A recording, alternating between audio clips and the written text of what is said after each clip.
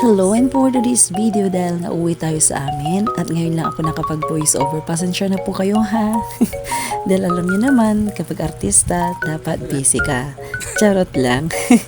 And for today's video, ito na nga po. Dahil wala pang sasakyan ay sasakay na po ako ni kuya sa likod ng bike. So at the moment magiging princess muna ako dyan at Disney or Principe. Kung ano bang tawag mo sa akin. At syempre nag-enjoy rin po ako kasi maganda pala pag yun nga nakasakay ka sa likod ng bike tapos yung para kang yung nililipad. Na-enjoy ko talaga yung mga ganitong eksena. And at the moment, syempre kapit na kapit ako kay kuya kasi baka mahulog ako at walang sasalo sa akin. Charot lang. Grabe talaga.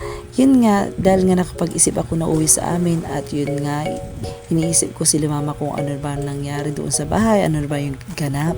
Kaya nga nagmadali ako at thankful ako kay kuya kasi pinadala na ako ng mga plants na gustong gusto ko. At syempre, yung mga plants na yan ay ilalagay ko sa room ko at sa mga shop natin. At at the moment, ito na nga po, andito na rin po pala kami sa waiting shed. Opo, andito kami at ito na nga po yung pagkakataon para dahil nga sinakay ako ni kuya sa likod ng bike ay nagpasalamat ako sa kanya at ito na nga nag-aantay na rin ako ng tricycle na sasakyan ko papunta po doon sa bayan kasi dalawa pong sakayan po ang dapat sasakyan mo papunta dito. Oo, kasi ganun yun at ganun yun kalayo.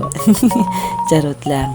At ito na nga si kuya nagmumuni-muni at nag-aalanganin na paalisin ako kasi sabi niya mamimiss kita. Sabi ko wag ka namang ganyan kasi babalik ako. Pero at the moment nakasakay na rin po pala ako sa tricycle na yan. At yun, flex ko muna yung mga daan dyan kasi sabi ko mamimiss ko to at mamimiss ko si kuya. And sabi ko nga, flex ko muna yung self ko kahit na medyo yun, haggard tayo ay okay lang yan basta may flex natin ang self natin. So at the moment, sabi ko na nga, diba, i-flex muna itong daan papunta po doon sa Manila Zoo. Charot lang. Ito po yung daan pala sa kanila na yun po, dalawang sakayan po ang sasakyan mo bago ka makapunta dito. And syempre, ito na nga po, andito na rin po pala ako sa bus dahil hindi po ako nakahabol kanina sa jeep. Oo, kasi sana jeep po yung sasakyan ko kaso hindi ako nang humabol o hindi ako binasakay Grabe sila no, charot lang. Hindi lang kasi ako nakahabol kasi ang bilis. Oo, bibilisan ko sanang ng lakad kaso baka madapa ako. And at the moment nga po, ito na po, papunta na rin po tayo sa Dagupan at excited na rin talaga ako kasi makikita ko lang sila mama, sila baby Imwell at yung kapatid ko na napakakulit rin. O syempre, mahal na mahal ko yung family ko, diba? Yung mga family natin, mamimiss rin natin sila, diba? Katulad yung mga nasa ibang bansa, basta yung mga family natin na nagsiibang bansa, syempre mamimiss rin po natin sila.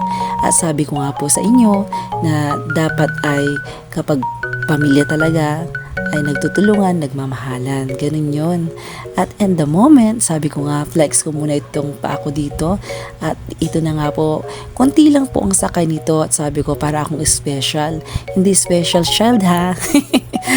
Yun nga, sabi ko selfie po muna ako dito at flex ko muna ang self ko kasi yun nga medyo inaantok ako kaso syempre laban lang tayo kasi puyat na nga tapos ganito pa haggard pa, ano ba yan? And nagulat nga ako dahil nakita ko yung mga palay na green. Hindi naman ako sa nagulat ha kasi sa totoo lang ito yung gustong gusto kong makita pagbangon ko at pagmulat ng mata ko. And ito na nga po yung medyo malapit na po ako sa Dagupan. Nagpa-selfie ulit ako kahit na ganyan po yung mod ko. And at the moment, kahit na ganyan po tayo, ay, cute pa rin. Diba?